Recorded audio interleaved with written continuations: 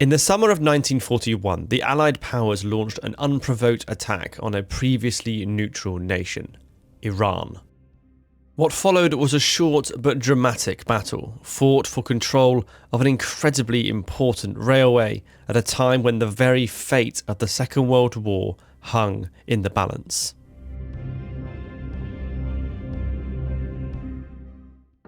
For years prior to the Second World War, Iran had enjoyed peace with the great powers that surrounded it. It had been ruled since 1925 by Reza Shah, who had focused on internal development.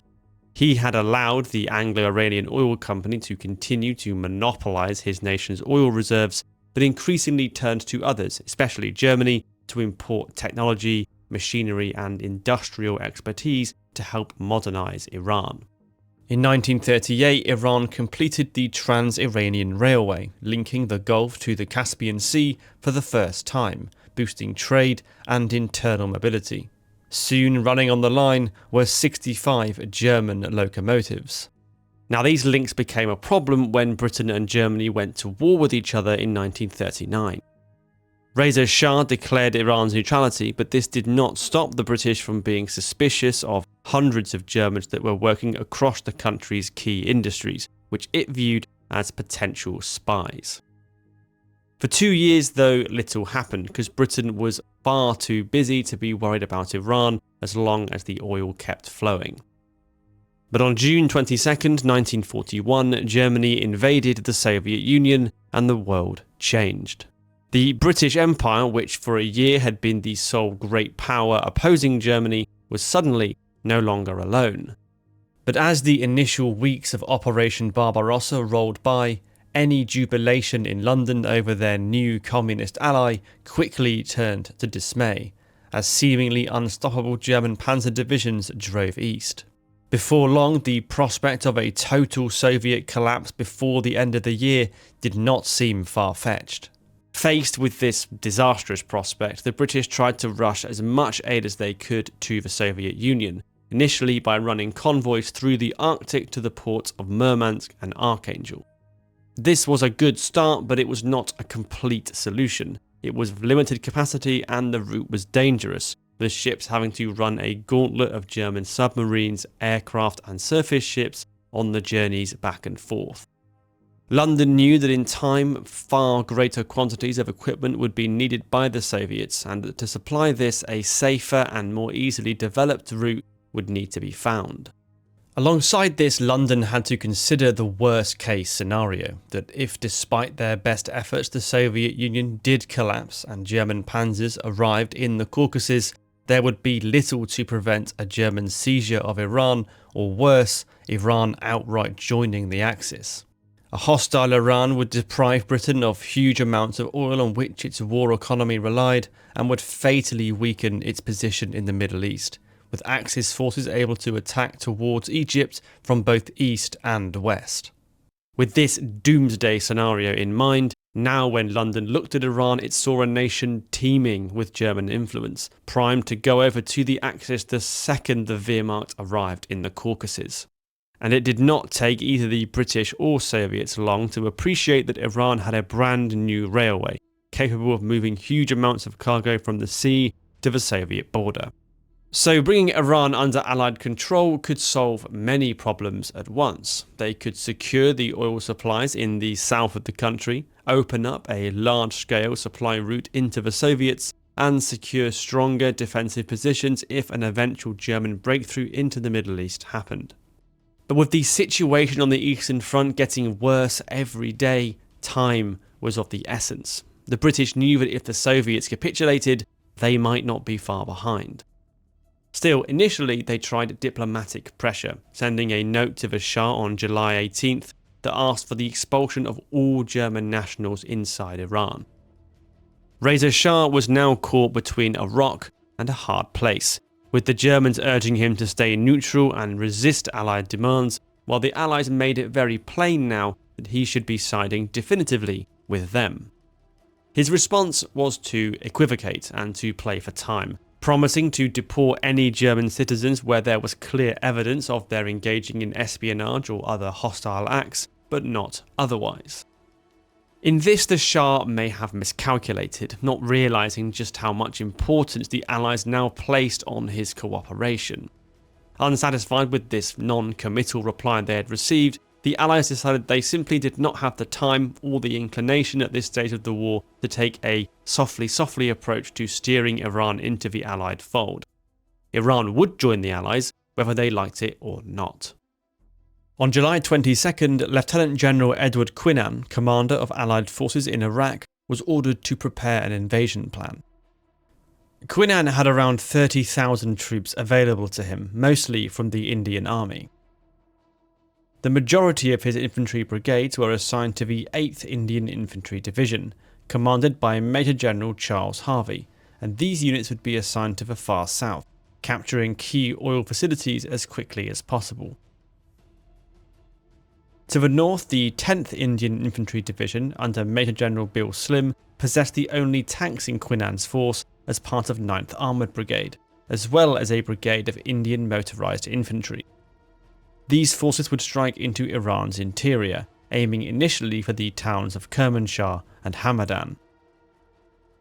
Meanwhile, the Soviet Transcaucasian Front under General Dmitry Kozlov deployed 3 armies on the Iranian border, totaling around 50,000 men. In the northwest, Alexander Kadyr's 44th and Vasily Novikov's 47th armies would be charged with breaking through into Iranian Azerbaijan, seizing Tabriz, and then driving towards the capital Tehran. In the northeast, the larger 53rd Army under Sergei Tromofenko would cross from Turkmenistan, with the objective of swiftly capturing the city of Mashhad and then driving to the southwest. The Allied armies included more than 1,000 tanks and would be supported by hundreds of aircraft. Opposing them was the Iranian army, which was larger with around 120,000 men deployed, but fatally weak in armour and aircraft. The Iranian army was undersupplied, spread out across a wide area, and had no experience of fighting a modern army or coordinating effectively between divisions. As preparations for the invasion neared their conclusion, on August 16th the Allies presented Iran with another diplomatic note, that this time was essentially just a thinly veiled ultimatum. Expel German nationals and turn over control of Iran's transport infrastructure to the Allies, or face invasion. The Shah called their bluff and refused. So, on the morning of August 25th, Indian, British and Soviet troops crossed Iran's western border. In the northwest, the Iranian troops were hopelessly outmatched by a much larger Soviet force which had extensive tank and air support. It's difficult to overstate the disparity on this part of the front. 400 Soviet aircraft were opposed by barely more than a dozen aging biplanes on the Iranian side. By August 26th, the city of Tabriz had fallen and the positions of the 3rd and 4th Iranian divisions were in disarray. The situation was scarcely more positive for the Iranians against Quinan's troops either.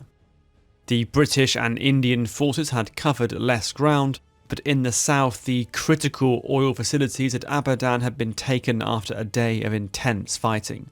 British sources later described the Iranian defence here as fought with the highest bravery and with tenacious gallantry. But despite this, the Iranian 6th Division was soon in full retreat northwards to the town.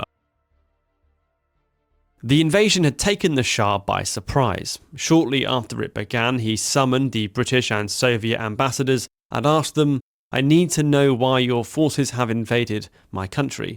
You haven't declared war on us." He offered now to comply with the request that the Allies had made prior to the invasion, but they told him that it was now too late for that.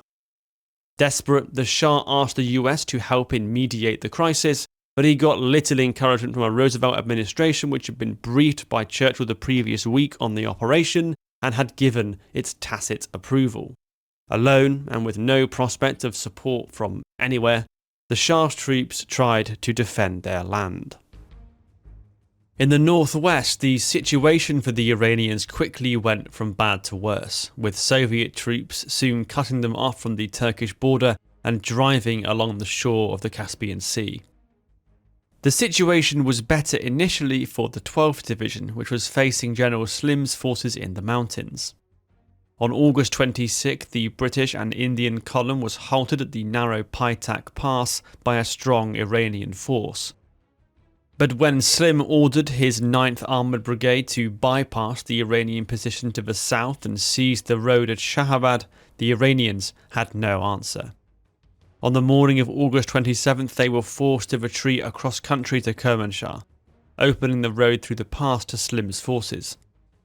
It was a bleak position for the Shah, and it was made much worse when on the same day General Sergei Tromofenko's 53rd Army began its offensive from Turkmenistan.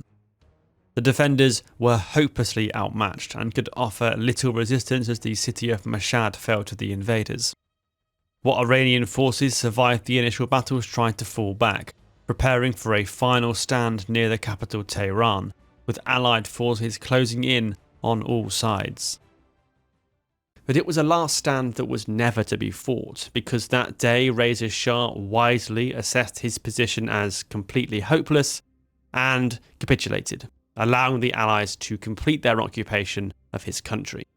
Having secured military control of the country, the Allies then set about transforming it. On September 16th, Reza Shah was forced to abdicate in favour of his son, Mohammad Reza Pahlavi, and a pro-Allied government was appointed to run the country, while the Allies commandeered its transport network to begin funneling supplies to the USSR. Over the next 4 years of war, Iran became a key conduit of military Lend-Lease supplies to the Eastern Front. 3,500 planes and 150,000 vehicles of all kinds passed through Iran, playing an instrumental role in the development of the Red Army into a force that could take the fight to Germany from 1943 onwards. Winston Churchill described Iran in November 1943 whilst in Tehran in glowing terms as the bridge to victory. But this victory came at a large cost to Iran, which was forced to endure a foreign occupation for the good of the Allied war effort. The Allied seizure of the railway and most of the truck transport in the country, combined with an influx of British, Soviet and later American personnel, strained Iran's economy and food supplies, with inflation soon running at 450% and a widespread famine breaking out in 1943 that killed between 100 and 300,000 people. When the Allied powers eventually left Iran in 1946, it was scarred politically and left with a deep suspicion of outside powers. The bitterness created by the Allied occupation fed into political upheavals after the war's end, from the nationalist movement around Mohammad Mossadegh in the 1950s to the revolutionary rhetoric that eventually toppled the Shah in 1979. Thank you for watching, and I'll see you next time.